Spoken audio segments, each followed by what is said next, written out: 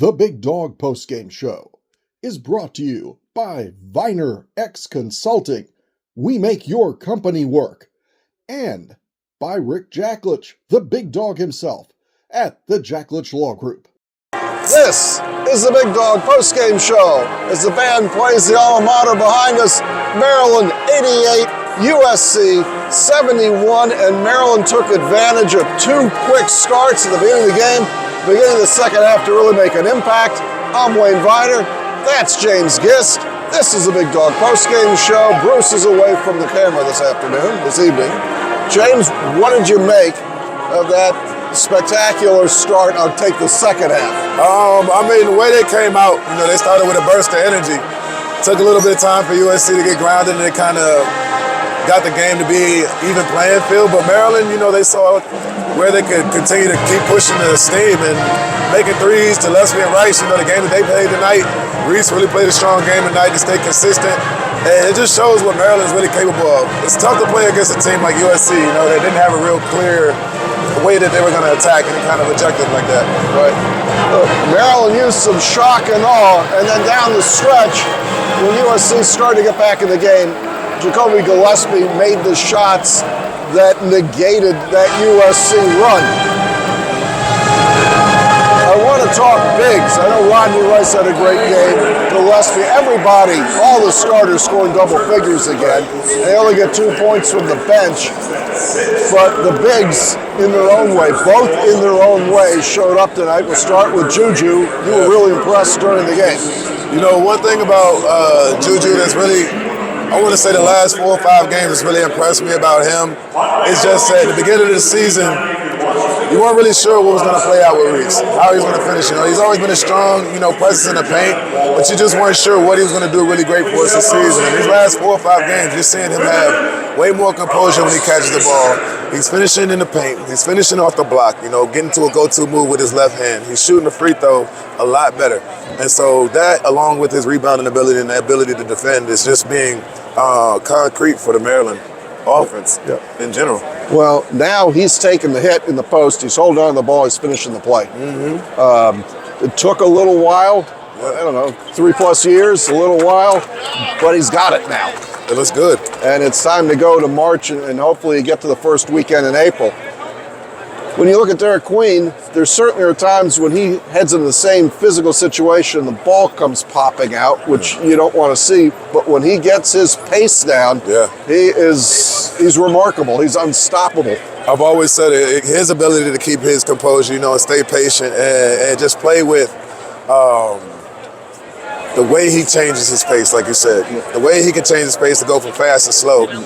His timing of his passes, the plays that he's capable of making, he really plays like a veteran. He's a young kid, he's very talented, he's got long arms, a great build, but he has a veteran feel, like a veteran vibe, And so you kind of want to see him not have that as much as a young player. You want to see more energy all the time, It sort of plays like an old guy. It's like an old guy. You want to see a little bit more because you see those moments where he gets those flashes where he goes 10, 12 points in a row.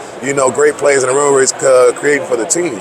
If you can get that consistently, and it sucks that you say consistently because he's playing great. He's probably the best freshman, arguably, top 3 freshman in the country this year. But to say that you want to see him go to another level, I think he has it.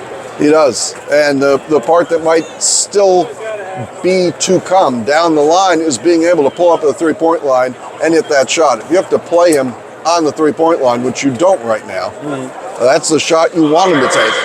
It would really push him to be a superstar. You had the scoring list up. Rice had 22? Yes. What do you make of the development of his game? It really comes with the inside-out offense. Our guards, we have the ability with Rice and Gillespie and Miguel to make big shots. They take big shots, they make big shots. Some of them, they probably put the crowd in a hold your chest moment because you're not expecting them to pull those threes, but they're very capable of making those shots. And a guy like Gillespie, who, when you need those shots to go down because maybe the interior's not working, or you got some guys that dropped a couple passes, they didn't make the right plays, and you have a guy like Gillespie be able to come down and just kind of give some sunlight to the team. We have that capability between the 5 players that we have. What's starting to impress me, one is what looks like a reverse pivot for Rice to get open on the 3-point line. And then the part that's really making him the fan favorite is he takes off from there and he's getting all the way to the basket. Didn't seem to be there when he showed up, but it's certainly there now. I mean, you got to give things time. You got to give teams time to develop. And right now it's February. We're in the thick of the season. Teams are about to start making their progression for conference play. But now you're looking to see the teams develop into their peak of the season. You know, it takes time to be able to see where players are going to be able to score, where players are going to be able to find their roles, you know, and that's kind of what you got to see right now with Maryland starting five and the bench players establishing their roles and people just being okay with that. You know, you're winning. You're playing at a high level right now. You're playing at the top 25. So, I mean, you have to continue to do what's been working. Don't try to add anything else, do anything else that hasn't been working that got you this far.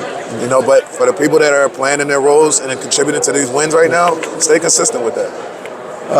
We've got Bruce here for a couple of seconds during the game talking about what's become a tremendous season. After a 1-3 conference start, you're now 11-5. Then we'll hear from Rick Jacklich, the new Viener X, and we'll be back to wrap this up. Maryland 88, USC 71.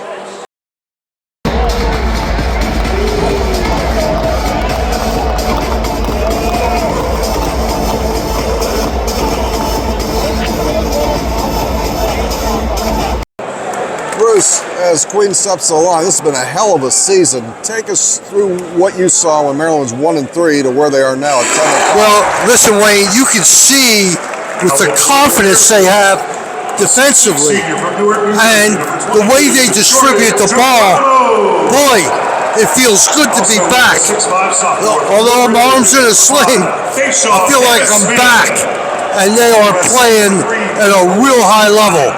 Early in the game, sometimes I hate early leads like this, but I got to tell you something, it's defensively that they're playing. All right, look at the rebounds, look at Juju. Queen's really into the game now. The place is 90% filled. They look like winners, Wayne. 10-5, it is a big turn. They went 9-2. And they got this game, but the big game is Wednesday night against Michigan State. Wayne, you got to win this game to make that big. Yeah. All right? You have to win this game. Well, Maryland has the lead at the moment. We'll be back after the game with more commentary. So Terp fans, if your family's injured in a car crash, you'd be barking mad not to call Rick and the big dogs at the Jacklich Law Group at 855-BIG DOG 1. But as you know, Coach, it's not the last win, it's the next win that's so important. And that's why we continue to hustle, continue to work so hard for all of our clients to earn that name, the big dogs from the small firm. Just like you do.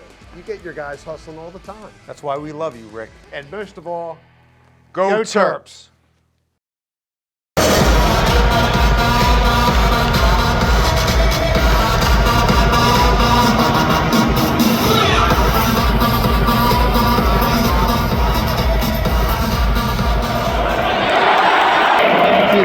This tells you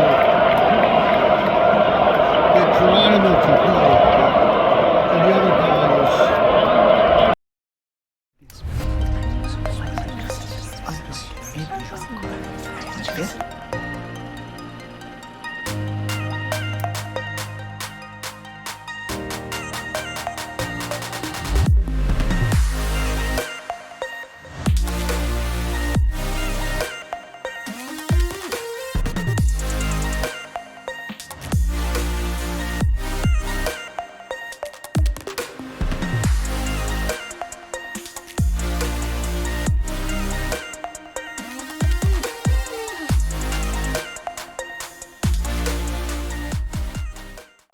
Thanks to Rick Jacklich.